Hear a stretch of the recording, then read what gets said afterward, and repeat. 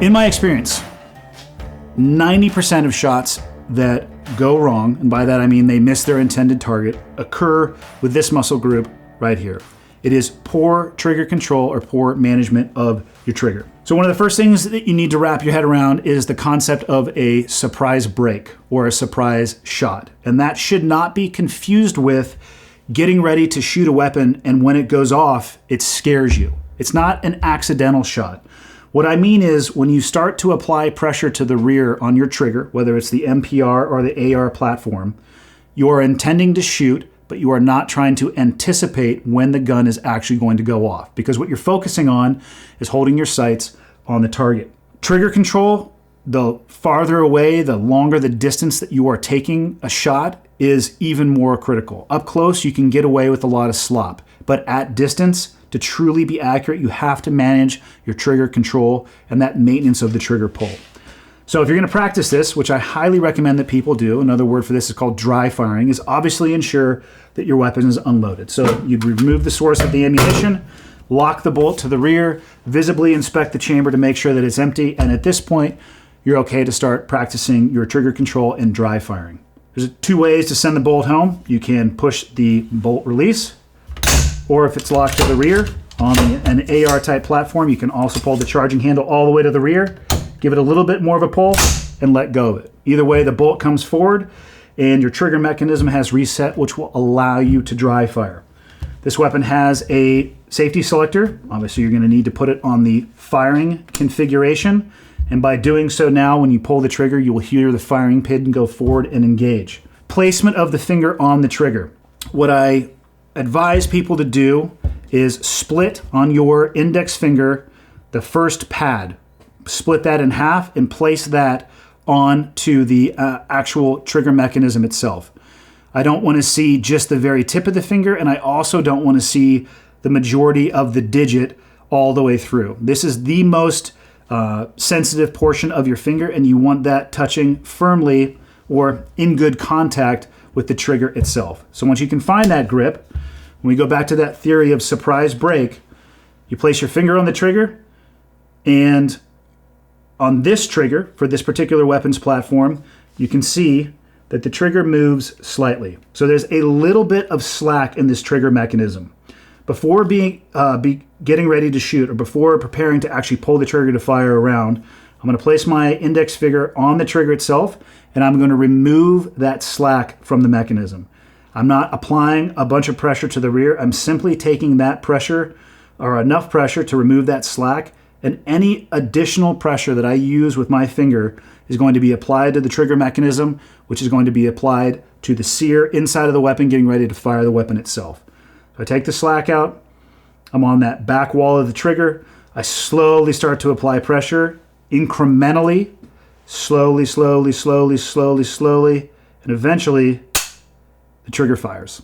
On an AR platform, what I want you to do, notice my finger did not come off the trigger. It is still pressed to the rear. I want you to cycle the bolt and then slowly release pressure on the trigger until you hear a click. That is the reset of the trigger. What I did not do is take my finger all the way off the trigger and then reapply it, so I have to repeat this process of taking the slack out, finding that wall, and pressing again. I hold the trigger to the rear, the bolt will cycle by itself, I release until I hear that click, and I hold my finger there. If I want to fire again, I apply pressure, it goes off, and I repeat and reset.